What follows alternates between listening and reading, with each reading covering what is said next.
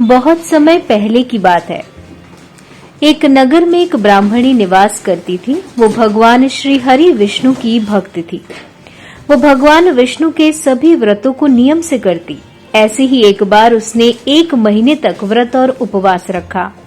इसकी वजह से शरीर दुर्लभ हो गया, लेकिन तन शुद्ध हुआ। अपने भक्त को देखकर भगवान ने सोचा कि तन शुद्धि से इसे बैकुंठ तो मिलेगा, लेकिन उसका मन तृप्त नहीं होगा। उसने एक गलती की थी कि व्रत के समय कभी भी किसी को कोई दान नहीं दिया था। इस वजह से उसे विष्णु लोक में तृप्ति नहीं मिलेगी।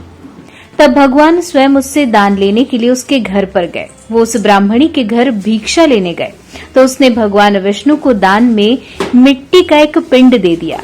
श्री हरि वहां से चले आए। कुछ वक्त बाद ब्राह्मणी का निधन हुआ और वो विष्णु लोक पहुंच गई। उसे वहां पर रहने के लिए कुटिया मिली, जिसमें कुछ भी नहीं था सिवाय एक आम के पेड़ के।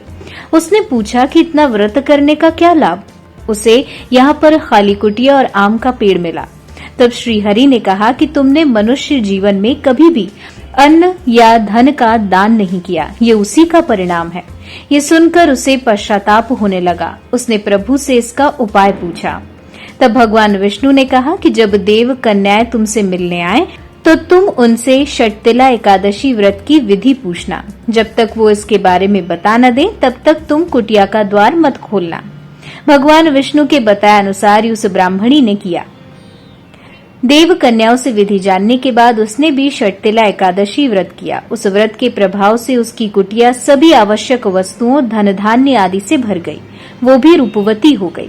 भगवान विष्णु ने नारद जी को षटतिला एकादशी व्रत की महिमा इस तरह ही सुनाई। षटतिला एकादशी के दिन तिल का दान करने से सौभाग्य बढ़ता है और दरिद्रता दूर होती है।